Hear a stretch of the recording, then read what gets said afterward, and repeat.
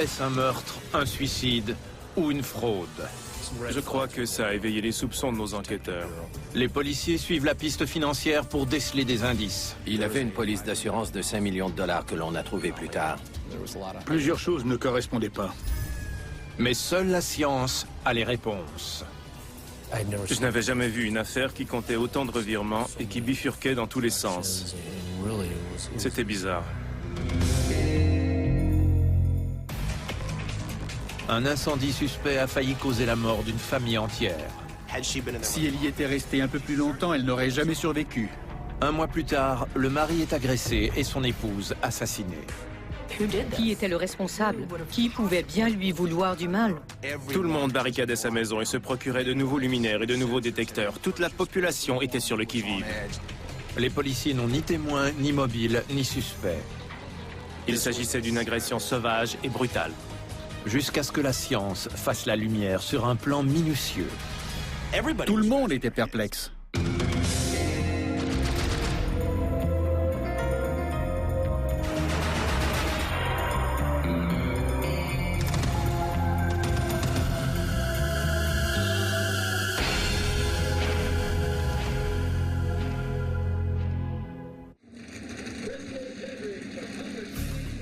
La tire de camion diesel est un sport méconnu aux États-Unis.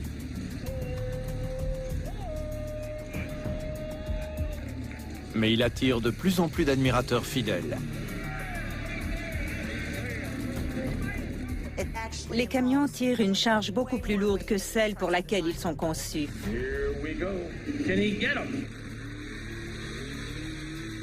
Il faut être un excellent mécanicien pour aimer ce sport. Pour Harry Squire, un entrepreneur de bâtiment de 39 ans, la préparation des camions diesel pour la compétition était bien plus qu'un passe-temps. C'était une obsession. Pour accommoder son passe-temps, Harry a construit un garage de 214 mètres carrés sur sa propriété en banlieue de Chicago. Harry adorait la mécanique et il avait un camion dans son garage sur lequel il travaillait continuellement. Personne ne croyait que son passe-temps représentait un danger, jusqu'à ce que l'épouse d'Harry signale le 911 un matin de février 2008. 911, Lake County Sheriff. I think my garage is on fire. I just heard some noise and I opened the door and it's all black smoke. And there's smoke coming from your garage? Should I go outside or what do I do? Wait outside where it's safe, okay?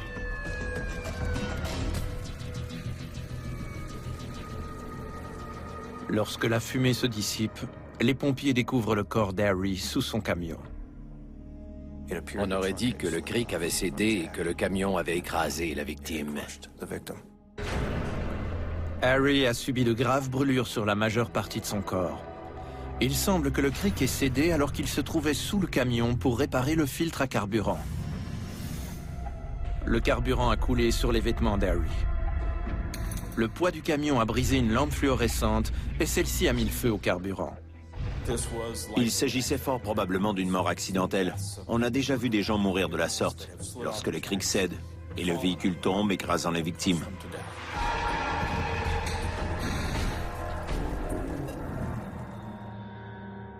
Le corps est méconnaissable, mais le permis de conduire d'Harry se trouve dans la poche de la victime. On ne se fie jamais aux données sur le permis. Les gens mentent parfois et les informations qui s'y trouvent sont souvent erronées. Le médecin légiste veut procéder à l'identification de la victime par méthode scientifique. Mais cela s'avère beaucoup plus difficile que prévu. Les brûlures au visage, aux mains et aux bras étaient si graves qu'il était impossible de prendre des empreintes digitales et de procéder à une reconnaissance faciale. Les seules options étaient l'analyse de l'ADN et des fiches dentaires. Malheureusement, Harry Squire n'avait pas visité le dentiste depuis près de 10 ans. Sur les lieux de l'incendie, les enquêteurs découvrent quelque chose de suspect sur le tableau de distribution du garage. En analysant le panneau de distribution, j'ai constaté que tous les disjoncteurs étaient fermés. Si les disjoncteurs étaient fermés, il n'y aurait pas eu de courant pour alimenter la lampe qui, en principe, avait déclenché l'incendie. J'ai demandé aux pompiers s'ils avaient fermé les disjoncteurs et ils m'ont répondu qu'ils n'avaient jamais touché au panneau de distribution. Harry réparait le filtre à carburant d'un camion diesel, mais l'analyse de ses vêtements confirme la présence d'un accélérant plus inflammable que le diesel. Je crois que ça a éveillé les soupçons de nos enquêteurs. L'accélérant ne correspondait pas à du carburant, qui est un produit pétrolier plus léger. Lorsque les enquêteurs fouillent la vie privée des Squire, des amis avouent que le couple, marié depuis 14 ans et qui n'a pas d'enfant, bat de l'aile depuis un certain temps. Ils faisaient chambre à part et à mon arrivée, il était clair que les deux lits avaient servi pendant la nuit. Le couple n'était pas uni, et c'était très clair. De plus, Harry possédait une police d'assurance de 5 millions de dollars et son épouse Denise en était la seule bénéficiaire. Lorsque les enquêteurs interrogent Denise, celle-ci affirme ne pas être au courant de l'existence de cette police. On voulait donc savoir pourquoi Harry n'aurait pas mis son épouse au courant d'une telle chose. L'épouse d'Harry entreprend rapidement les démarches pour incinérer le corps de son mari, mais les policiers l'en empêchent.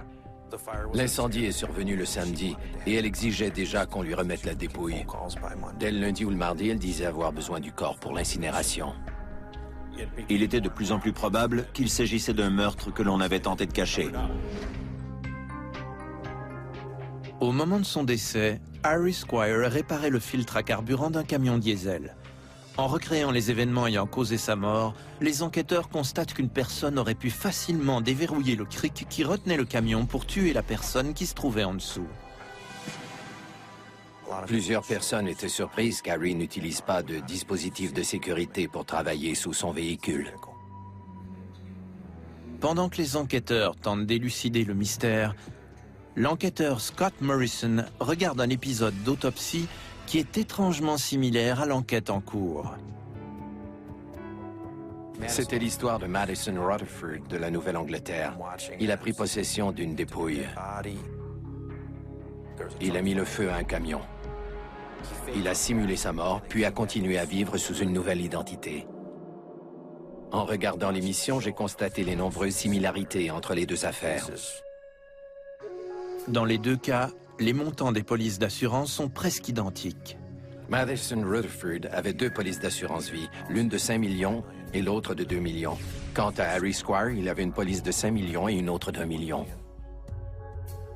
Les enquêteurs découvrent le poteau rose lorsque les analyses en odontologie judiciaire prouvent que Madison Rutherford n'est pas décédé dans l'incendie. Ils font le même constat dans le dossier d'Harry Squire lorsqu'ils retrouvent le dentiste qu'il a visité 10 ans plus tôt. On a fait quelques appels et on a retrouvé ce dentiste en Californie. Le dossier est si vieux qu'il ne contient aucune radiographie. Mais on y a retrouvé une note concernant une dent et son plombage. Il avait consulté le dentiste pour une carie sur l'une de ses molaires inférieures droites. Le dentiste avait rempli la cavité d'un gros plombage argenté. Lorsque les enquêteurs examinent les dents de la victime, ils ne trouvent aucun plombage. Selon un rapport, Harry Squire avait subi une fracture au bras il y a plusieurs années et les os ne guérissent jamais parfaitement. On a pris des radiographies du bras de la victime, celui qui était censé avoir subi la fracture, mais il n'y avait aucun signe de blessure antérieure. La dépouille découverte dans les cendres n'était pas celle d'Harry Squire. Si ce n'était pas Harry Squire, de qui s'agissait-il et pourquoi se trouvait-il sous le camion? Les enquêteurs découvrent un indice dans le dossier d'un jeune homme porté disparu. La mère de Justin Newman, 20 ans, signale sa disparition aux policiers. Il travaille à la quincaillerie du quartier et personne ne l'a vu depuis l'incendie. Il m'a dit qu'il avait rencontré un homme qui fréquentait régulièrement le magasin. Il avait demandé à Justin s'il souhaitait faire un peu d'argent. Et Justin a accepté avec plaisir.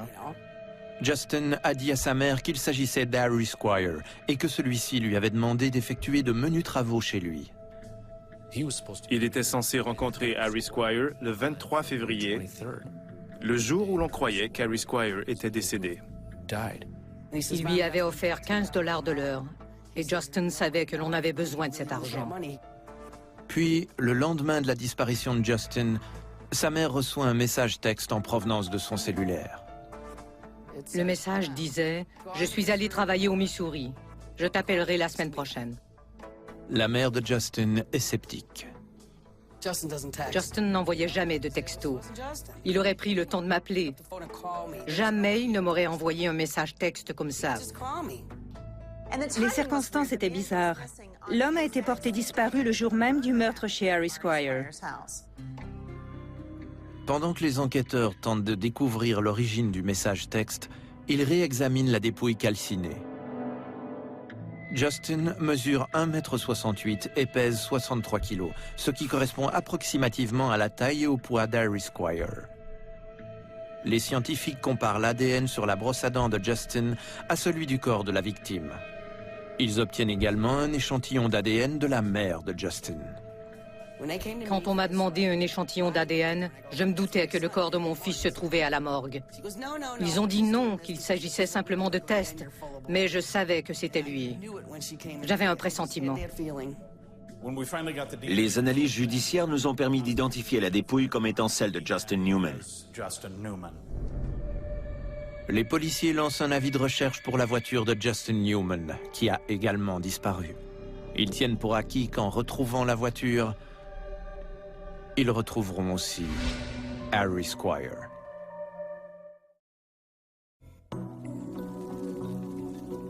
Le lendemain de l'incendie criminel qui a coûté la vie à Justin Newman, Denise Squire reçoit un courriel de son époux Harry.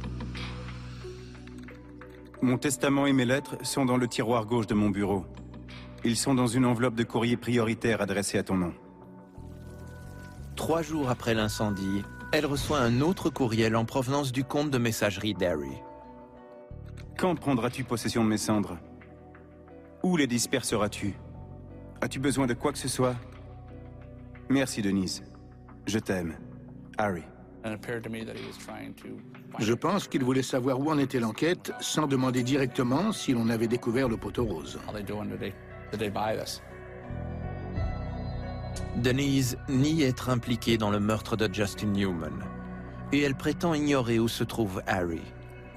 Mais un autre employé de la quincaillerie raconte son histoire aux policiers et bouleverse l'enquête. Un des collègues de Justin Newman a dit aux enquêteurs qu'il connaissait très bien Harry Squire puisqu'il était un client régulier. Bizarrement, Harry lui avait demandé d'effectuer des travaux chez lui. Justin n'était pas la cible initiale d'Harry. Ce dernier avait repéré un autre employé du magasin du même âge que lui avec un physique correspondant au sien. Cet homme est Sandy Lively et sa ressemblance avec Harry Squire est frappante. Ces photos sont terrifiantes. Il est le prédateur et je suis sa proie. J'ai l'impression qu'il m'a pourchassé, c'est ce que j'ai ressenti. Il n'avait aucune idée qu'il aurait pu être victime de meurtre, jusqu'à ce qu'on lui montre les photos. C'était vraiment terrifiant pour lui. Étonnamment, Harry, qui était toujours rasé de près, avait laissé pousser sa barbe dans les semaines précédant le meurtre. Harry a accentué sa ressemblance avec Sandy Lively en laissant pousser sa barbe. Avec cette barbe, il aurait pu passer pour son jumeau. Lorsque Sandy accepte de travailler pour Harry, ce dernier lui donne un formulaire de demande d'emploi extrêmement détaillé. Je n'avais jamais vu un tel formulaire. On me demandait si j'avais des tatouages ou des perçages. Qu'est-ce que ça pouvait bien lui faire si j'avais des tatouages ou des perçages? Ça ne changeait rien à mes habiletés de menuisier. Sandy accepte finalement de rencontrer Harry chez lui. Mais heureusement pour Sandy, la rencontre n'a jamais eu lieu. J'étais censé rencontrer Harry le samedi matin, mais la veille, ma fille avait invité ses amis à coucher pour son 10e anniversaire. Elles ont fait du bruit toute la nuit et le lendemain, je me suis levé en retard. Les enquêteurs croient que le même jour, quelques heures plus tard, Harry s'est impatienté et a décidé d'appeler son deuxième candidat, Justin Newman.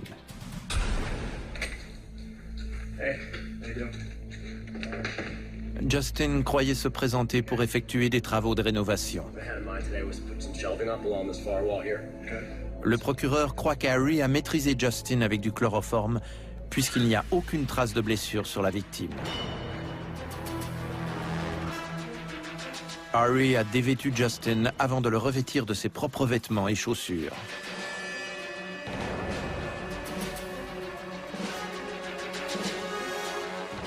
Il a ensuite placé Justin sous le camion, a enclenché le cric hydraulique, puis l'a laissé tomber sur Justin, le tuant sur le coup. Pour cacher l'identité de la victime, Harry a aspergé Justin d'une quantité de diesel plus grande que celle que contenait le filtre et s'est servi d'un accélérant plus inflammable pour alimenter les flammes. Il voulait donner l'impression que le camion avait fracassé la lampe fluorescente, causant l'étincelle responsable de l'incendie. Mais ce n'est pas du tout ce qui s'est produit. Tous les disjoncteurs du tableau de distribution étaient fermés. La lampe ne pouvait donc pas être allumée. Harry a probablement tout simplement gratté une allumette. De plus, la quantité et la sorte de carburant trouvé sur la victime ne correspondaient pas au carburant que contenait le filtre du camion. De toute évidence, Harry ignorait que le feu ne détruit pas toujours toutes les preuves. La dentition de Justin ne correspondait pas à celle d'Harry, prouvant ainsi qu'Harry n'était pas la victime. Il avait des plans pour moi, mais je les ai déjoués. J'y pense continuellement, parfois pendant des journées entières. Je songe à Justin et je me demande ce qui se serait passé si je m'étais pointé chez Harry ce jour-là.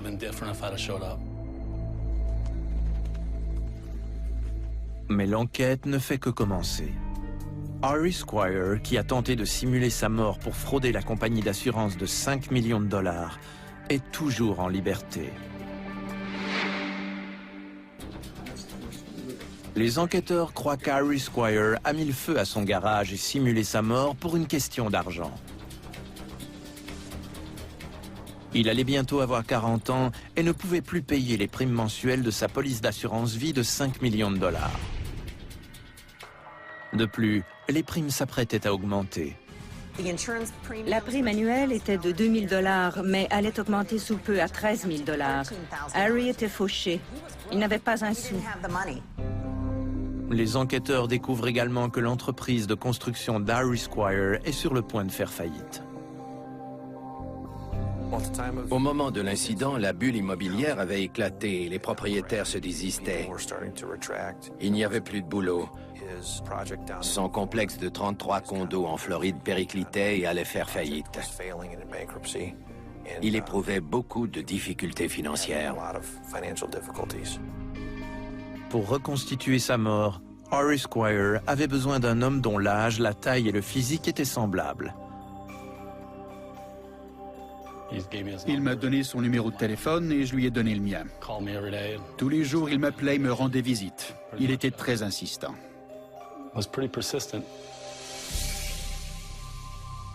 Lorsque Sandy Lively ne s'est pas présenté à son rendez-vous chez Harry, celui-ci, exaspéré, s'est tourné vers son deuxième choix, Justin Newman. Les analyses de l'ADN confirment que c'est lui qui est décédé dans l'incendie criminel. Ce fut le moment le plus éprouvant de toute ma vie. C'était mon meilleur ami. Aujourd'hui encore, j'ai de la difficulté à croire qu'il n'est plus parmi nous. Il était toujours de bonne humeur et rien ne le dérangeait. C'était un excellent travailleur qui aimait aussi s'amuser. C'était un bon gars. Les enquêteurs tiennent pour acquis qu'Harry s'est enfui au Missouri puisqu'il mentionne cet état dans le message texte qu'il a envoyé à la mère de Justin. Les policiers du Missouri sont à l'affût de la voiture sport rouge de Justin Newman et 9 jours après l'incendie, un policier la repère dans le stationnement d'un motel. Ce n'était pas un motel familial. C'était un endroit plutôt miteux. Le commis du motel reconnaît Harry Squire, puisqu'il a loué une chambre. Il avait loué la chambre au nom de Justin Newman. Le policier se dirige vers la chambre sans renfort, sachant qu'Harry est fort probablement armé et prêt à se défendre.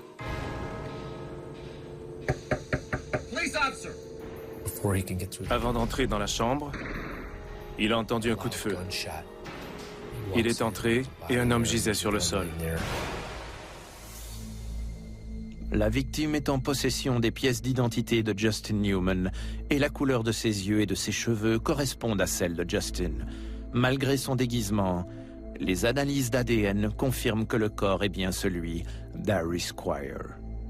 Il savait qu'il n'avait aucune chance de s'en sortir. C'est un lâche, et il savait qu'il serait emprisonné pour le reste de ses jours.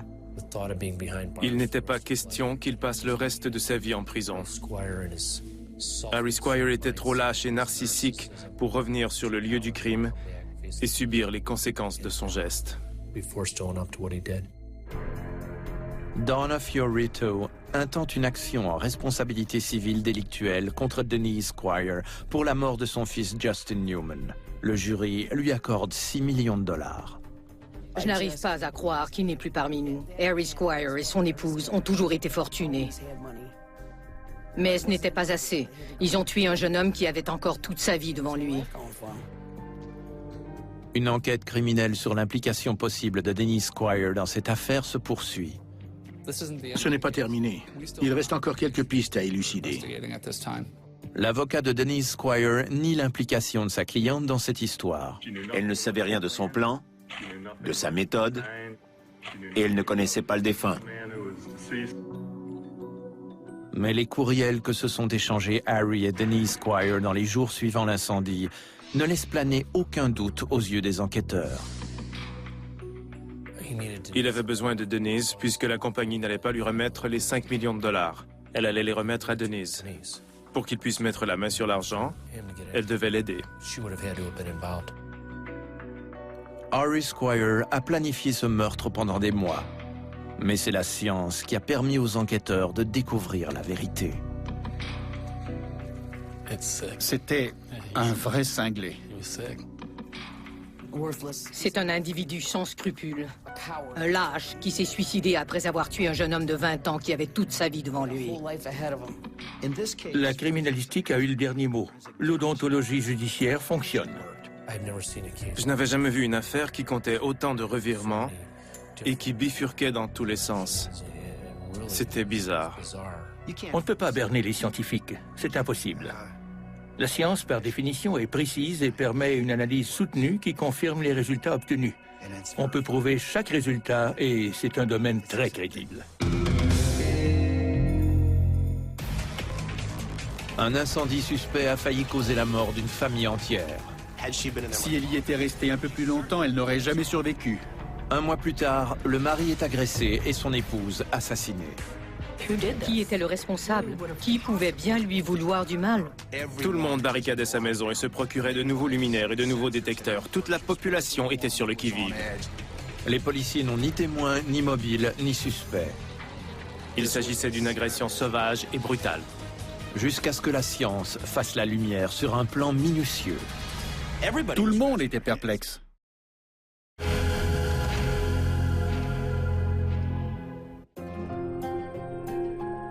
Michael et Effie Ratley ne se sont pas rencontrés par l'entremise d'amis, au travail ou à l'école comme beaucoup de couples.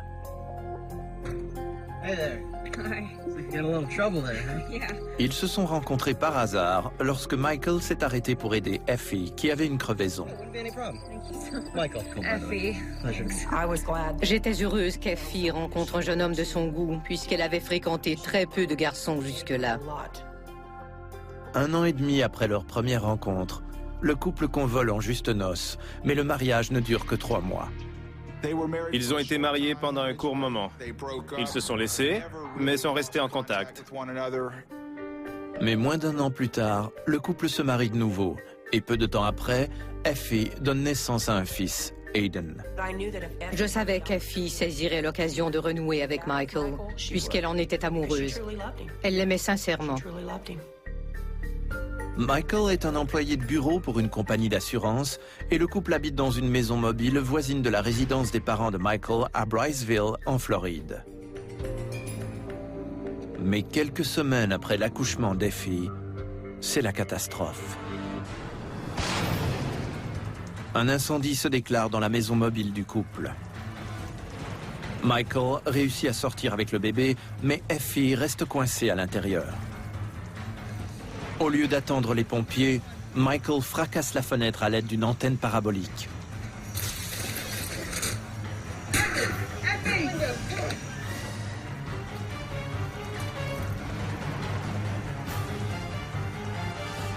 Les médias locaux rendent hommage au courage du jeune homme. Michael's wife says she was asleep and had no idea what was going on because it was all happening so fast. I wasn't really thinking anything at the time when I got out and I realized what was going on. You know, it was good to see him and know that he was okay. Michael says he's just glad he woke up. I try not to think what could have happened if I wouldn't have woke up. That's too scary to think about. En tant que journaliste, je l'écoutais et je me disais que c'était un vrai héros. La maison avait subi d'importants dégâts et si Effie était restée un peu plus longtemps, elle n'aurait jamais survécu. Les enquêteurs sur les incendies concluent que l'incendie est d'origine électrique et notent qu'il n'y a pas de détecteur de fumée. On a conclu qu'il s'agissait d'un accident. Michael, Effie et leur fils emménagent chez les parents de Michael. Effie avait sa propre chambre et les parents de Michael faisaient de leur mieux pour aider le couple à se remettre sur pied. Mais un mois plus tard, la tragédie frappe de nouveau les Ratley. Michael Ratley dormait dans la salle de séjour avec son nouveau-né, ce qu'il faisait fréquemment pour permettre à Effie de dormir tranquille. Michael entend un bruit dans la chambre à coucher. Le bruit l'a réveillé et il s'est levé pour aller voir si Effie allait bien. En entrant dans la chambre, il aperçoit la fenêtre qui est grande ouverte et sa femme qui gît ensanglantée sur le lit. Oh, what's going on? Oh.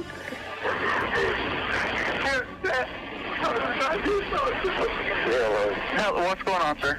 I don't know. My son just come here. My daughter-in-law's in the bed. I don't know if she's fell. Okay, well, what is she doing? She's just laying in the bed right now. She's unresponsive? Yeah. Les ambulanciers transportent Effie d'urgence à l'hôpital. À mon arrivée sur les lieux, on m'a dit qu'elle était encore vivante, mais dans un état critique. C'était terrible. Je me souviens d'avoir dit à Joy qu'elle n'allait pas bien du tout. Le traumatologue nous a annoncé qu'Effie avait subi une blessure fatale et qu'elle ne s'en sortirait pas. Les enquêteurs soupçonnent qu'un individu est entré par effraction chez les Ratley. Effie a subi de graves blessures.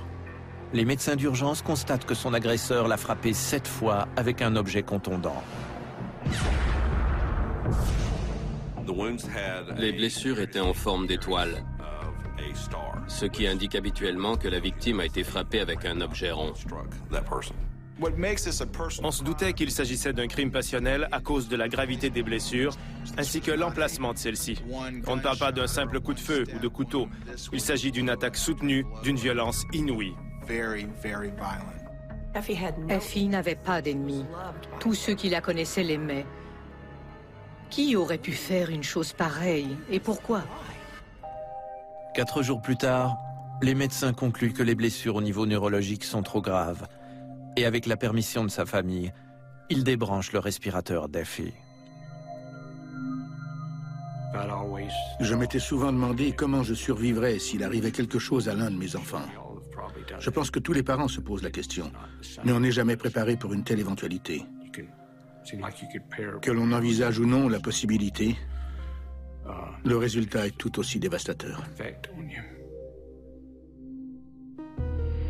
Il semble que le tueur soit entré et sorti par la fenêtre de la chambre à coucher d'Effie au rez-de-chaussée, pendant que le reste de la famille dormait dans d'autres pièces. Les enquêteurs ont retrouvé la moustiquaire directement sous la fenêtre. Elle avait été coupée. Dès que je suis entré dans la pièce, j'ai aperçu des éclaboussures de sang derrière le lit d'Effie. Les parents de Michael Ratley ont dit ne jamais avoir entendu de bruit en provenance de la chambre au moment où l'agression est survenue. Le meurtre d'Effie Ratley inquiète toute la communauté. Ce crime sordide dans cette toute petite ville a immédiatement semé l'émoi dans toute la communauté. La veille du meurtre d'Effie, un autre incident est survenu sur la propriété des Ratley. Un individu a agressé Michael à l'extérieur de la grange. What's going on? My son come home. He's out born. Somebody hit him in the back of the head. Does he know who did it? No idea. He don't know if he's blacked out or what. Rien n'a été dérobé, ce qui porte les enquêteurs à croire que Michael a surpris l'individu avant qu'il n'ait le temps de commettre un vol. La famille était inquiète. Dans ce quartier, il était normal de laisser sa porte de garage ou même ses fenêtres ouvertes la nuit. Tout cela a changé après l'incident à l'extérieur de la grange. Avant cet incident, à une 60aine de kilomètres de là, une femme a été agressée sexuellement lors d'un braquage à domicile.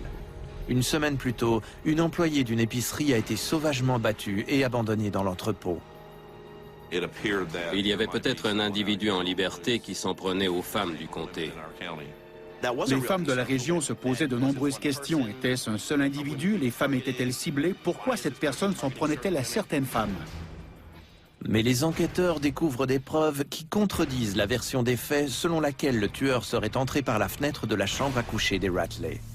Un temps glacial sévissait cette nuit-là. Pourtant, il n'y avait aucune empreinte de chaussures sur le sol près de la fenêtre. Il y avait une épaisse couche de gel au sol cette nuit-là, mais il n'y avait aucune empreinte de chaussure sous la fenêtre pour indiquer la présence d'un individu. Et il n'y avait aucune trace de débris sur le tapis de la chambre à coucher. C'était un tapis blanc. Si quelqu'un était entré par la fenêtre, il aurait sûrement laissé de la saleté de l'extérieur sur le tapis. En effet, un panier de vêtements laissé en dessous de la fenêtre et une couche de poussière sur le bord de la fenêtre étaient encore intacts. Les enquêteurs ont pris la peine de tourner des images du bord de la fenêtre de très près, et celle-ci montrait clairement la poussière intacte. Le vol ne semble pas être le mobile du crime. Un sac à main près de la fenêtre et un portefeuille sur la table de chevet étaient encore là, et Effie n'avait pas été agressée sexuellement. Les enquêteurs découvrent également des effets personnels de Michael qui sèment le doute sur l'état de la relation du couple. On a retrouvé un lecteur de DVD portable, un tube de lubrifiant et plusieurs DVD de pornographie homosexuelle.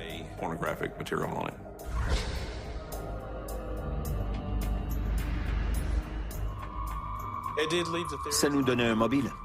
Michael avait peut-être un petit ami et il avait peut-être décidé de se débarrasser des filles pour recommencer sa vie en toute liberté.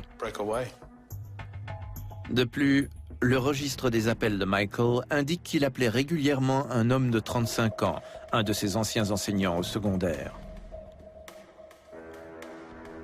Cela éveille les soupçons, mais est-ce vraiment un mobile de meurtre? Ce n'est pas Hollywood, c'est Brazzville. Mais rien ne laissait présager la vérité derrière cette histoire. Chez les Ratley, les enquêteurs découvrent des preuves qui contredisent la version des faits de Michael, selon laquelle un individu serait entré par la fenêtre de la chambre à coucher le soir du meurtre d'Effie. Les rideaux étaient blancs et ils étaient immaculés. Je me suis agenouillé pour examiner minutieusement le tapis et j'ai cherché des preuves à signaler aux techniciens en scène de crime. Mais il n'y avait absolument rien. La sœur de Michael Ratley habite dans la même rue et n'a entendu aucun bruit qui indiquerait la présence d'un intrus. La sœur de Michael Ratley et son époux possédaient 8 chiens dans un enclos et 2 autres chiens qui circulaient librement. Personne n'a entendu les chiens japper la nuit du meurtre.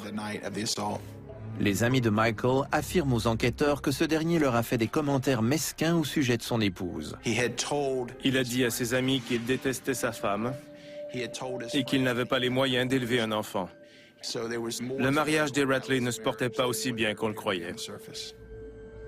Selon la famille d'Effie, d'autres incidents troublants sont survenus comme celui-ci, lorsqu'Effie roulait sur l'autoroute pour se rendre au travail. Michael l'a appelé pour lui demander de vérifier si ses médicaments se trouvaient dans la console centrale.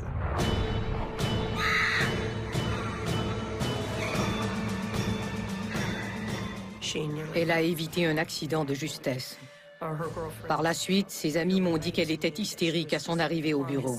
Elle avait une phobie des souris, mais on ne sait pas si Michael est responsable de l'incident. Les enquêteurs constatent qu'Effie a une police d'assurance vie de 150 000 $ dont Michael est le bénéficiaire. En reconstituant le crime et en analysant les éclaboussures de sang, les enquêteurs concluent que le tueur en aurait été couvert. Ils décident donc d'analyser le peignoir que portait Michael le soir du meurtre de son épouse. J'ai recherché des traces de sang sur le peignoir, mais je n'en ai pas trouvé. J'avoue que j'étais surpris. On a fouillé la maison de fond en comble à la recherche d'armes. On a relevé des empreintes digitales et des échantillons d'ADN, et on a cherché des traces de sang et d'ADN partout dans la maison. Mais les enquêteurs piétinent. Ils ne découvrent aucune arme, aucun vêtement ensanglanté et aucune preuve qu'un meurtre a été commis. Par contre, ils découvrent un compartiment secret dans la camionnette de Michael, qui cache un véritable trésor de preuves judiciaires. Dans la camionnette de Michael Ratley, on a frappé le gros lot, si vous me passez l'expression. C'était comme si l'on voulait que les enquêteurs découvrent ces preuves. C'était trop facile. Les enquêteurs découvrent un marteau, un couteau à lame rétractable, un fil électrique calciné et plusieurs paires de gants. Michael Ratley s'est dit étonné que ces articles se retrouvent dans sa camionnette. Il a dit ceci: « Oh mon Dieu, vous croyez que j'ai tué ma femme ?» Michael clame son innocence et prétend qu'on tente de le piéger. Michael croyait qu'un individu avait laissé ces articles dans sa camionnette. Probablement l'homme qui l'avait agressé près de la grange. Les analystes comparent le fil électrique calciné au câblage de la maison mobile incendiée un mois plus tôt. À l'aide d'un microscope, les scientifiques ont comparé le fil retrouvé dans la camionnette au bout des fils de la maison mobile. C'était le même fil. Le fil contredit la thèse de l'intrus. Si Michael disait la vérité, le tueur aurait donc pris la peine d'aller chercher des fils dans la maison mobile et de les cacher dans la camionnette. C'était bien sûr invraisemblable. Mais un détail agace encore les enquêteurs. Si Michael Ratley voulait tuer son épouse, pourquoi avait-il pris la peine de la sauver de l'incendie du mois précédent? I try not to think what could have happened if I wouldn't have woke up. That's too scary to think about. Tout le monde était perplexe. Il l'a sauvée, mais ses véritables intentions étaient-elles de la tuer dans l'incendie? Personne ne le savait.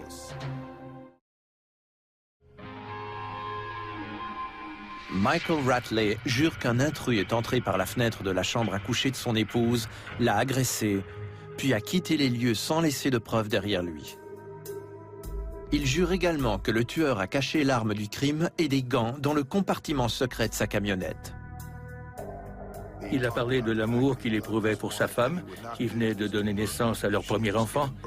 Il disait qu'il ne pourrait jamais commettre un tel crime. Son récit est difficile à croire. La criminalistique réussira-t-elle à trouver les réponses nécessaires? Les techniciens analysent tout d'abord le marteau couvert de sang. J'ai réussi à créer un profil d'ADN qui correspondait à celui d'Effie Ratley. Le médecin légiste conclut que la forme du marteau correspond aux blessures à la tête d'Effie Ratley. Les analyses de l'ADN confirment que le sang d'Effie se trouve sur les serviettes en papier et les gants découverts dans la camionnette de Michael. Mais on ne décèle pas d'ADN à l'intérieur des gants de travail. Les scientifiques prélèvent donc des échantillons à l'intérieur des gants de latex à la recherche de cellules épidermiques. On a retrouvé l'ADN de Michael Ratley à l'intérieur des gants de latex. On pouvait donc logiquement conclure qu'il avait enfilé les gants de latex sous les gants de travail en caoutchouc avant de tuer sa femme à coups de marteau. Le père de Michael Ratley était couvert de sang parce qu'il avait tenté de sauver Effie, mais Michael ne l'a jamais touché. S'il ignorait vraiment ce qui s'était passé dans la chambre comme il le prétendait initialement, il aurait fort probablement tenté de la sauver. Mais il n'avait pas une goutte de sang sur lui, ce qui avantageait énormément le dossier du procureur. Le procureur croit que Michael Ratley a planifié le meurtre de son épouse pendant des mois et avait déjà essayé de lui enlever la vie à quelques reprises. Il aurait tout d'abord tenté de la tuer en plaçant des souris dans sa voiture pour l'effrayer et causer un accident. L'incendie de la maison mobile était également suspect. Le procureur croit que Michael a débranché le détecteur de fumée, puis mis le feu tout près du chauffe-couche du bébé pendant qu'Effie dormait. Michael s'est emparé de son fils avant de sortir de la maison, mais les flammes ont empêché Effie de s'échapper. Cependant, les membres de la famille et les voisins ont aperçu les flammes et ont accouru sur les lieux avant que les flammes n'engloutissent la maison mobile. Michael croyait probablement qu'il n'avait pas le choix de tenter de sauver sa femme. Il s'est donc emparé de l'antenne parabolique pour fracasser la fenêtre et l'aider à sortir de la maison.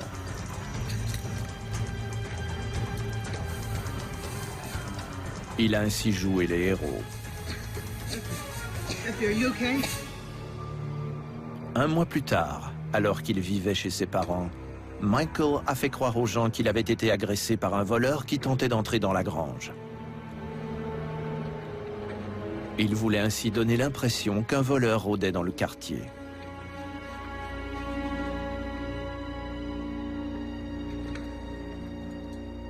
Selon le procureur, le lendemain, Michael a découpé la moustiquaire de la chambre à coucher, puis attendu que son épouse se mette au lit. Ensuite, il a retiré ses vêtements puis enfilé 2 paires de gants pour assassiner son épouse à coups de marteau.